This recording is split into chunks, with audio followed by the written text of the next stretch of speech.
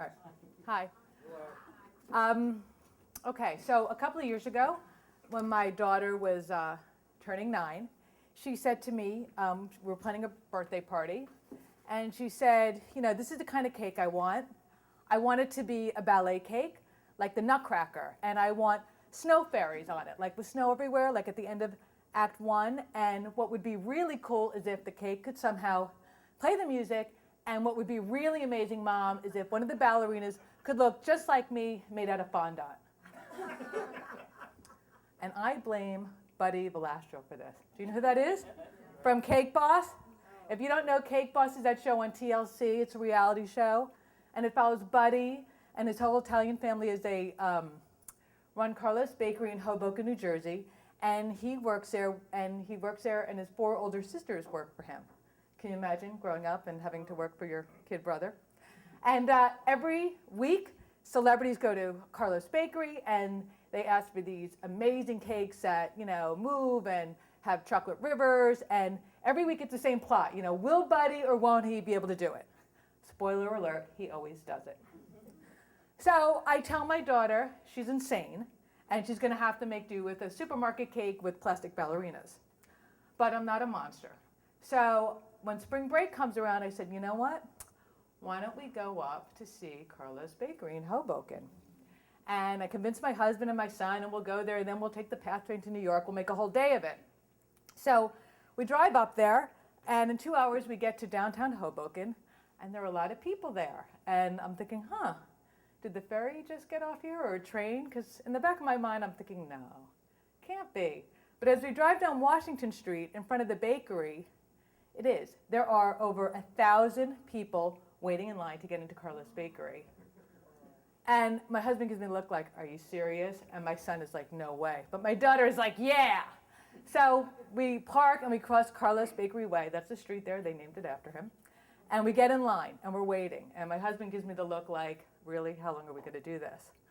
So I go Disney time. What's the average wait for a Disney ride without Fast Pass and normal peak hours? And I figure 90 minutes. So the first 45 minutes, we're booking along, and I'm thinking, okay, well, she'll be out of here in a couple hours. This is moving well. But the next 45 minutes, we don't move at all, like not even an inch. And so I'm thinking, did someone get hurt?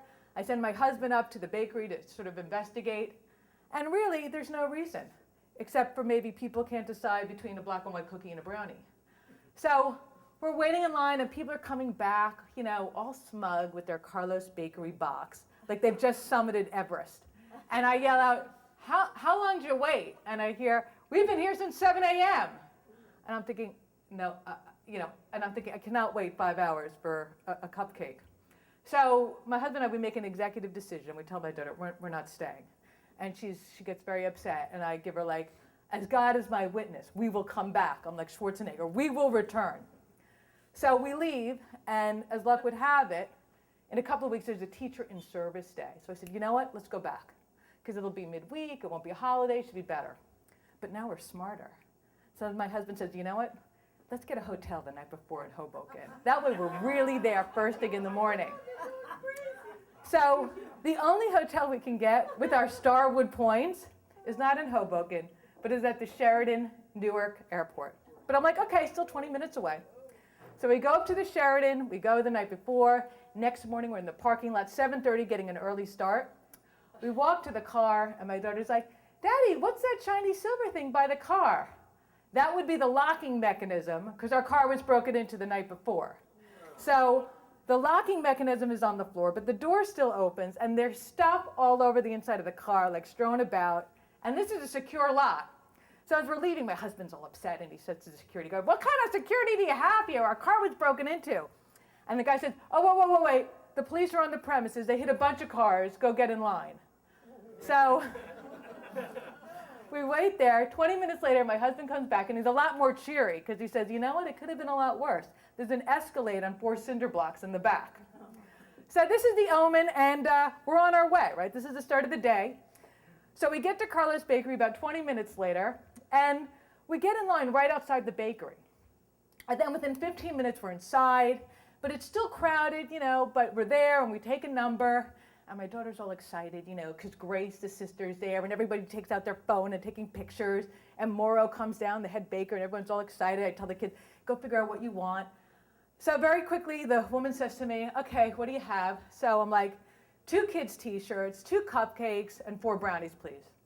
So she's like, okay, that'll be $54. So I hand her my credit card. She's like, oh, no. We cannot ring up food and merchandise in the same transaction.